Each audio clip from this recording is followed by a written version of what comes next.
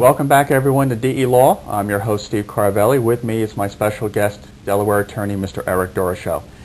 Eric, I know when people want to start their business, probably one of the least people they want to talk to is an attorney, because it means that something they've done is wrong or they've gotten sued by someone. But what I want to discuss with you is how an attorney can get involved in starting a business with a client to make legal pitfalls maybe go away before they occur. And I guess what I wanted to do is outline how it is people start a business, what is entailed and what is part of starting a business. Well, Steve, after having done this for over 20 years and represented people in business who have gotten sued and also who have sued, and also having represented a number of businesses who have gone through the bankruptcy court, I think looking back after all those years, maybe tonight we can give our viewers some ideas of some of the things that you need to do and some of the things you really shouldn't be doing. But the first thing you need to do before you open the business and before you turn the key on that first day is to meet with an accountant to get your accounting squared away, meet with an attorney to get the business formation issues, which we'll talk about a little bit more later in the show, getting those squared away, and come up with a business plan. Steve, it's hard as heck, as you know, to just open up a business anymore. You have to know what you're going to be doing. You have to know what your market is. You have to know what your marketing is. You have to have money on the side because you're obviously not going to be making a profit for some time. It could be months or even years before a business turns a profit.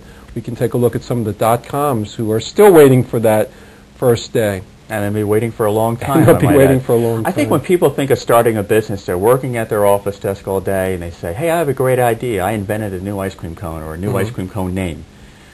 Next week, they start out with a new name and they start floating the name out. I mean, even to that level, there are some issues that people should be aware of. You just can't invent a name and go out. You may have trademark issues. You may have corporate name identity issues.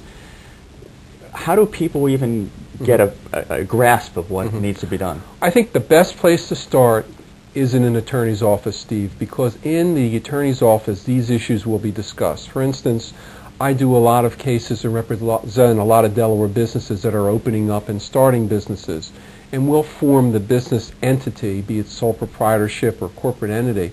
But if there are trademark issues like you've discussed, or patent issues, now we need to find a specialist. And what our firm will do will be to work with a number of specialists, both within the state of Delaware and outside the state of Delaware, to make sure that the proper steps are done.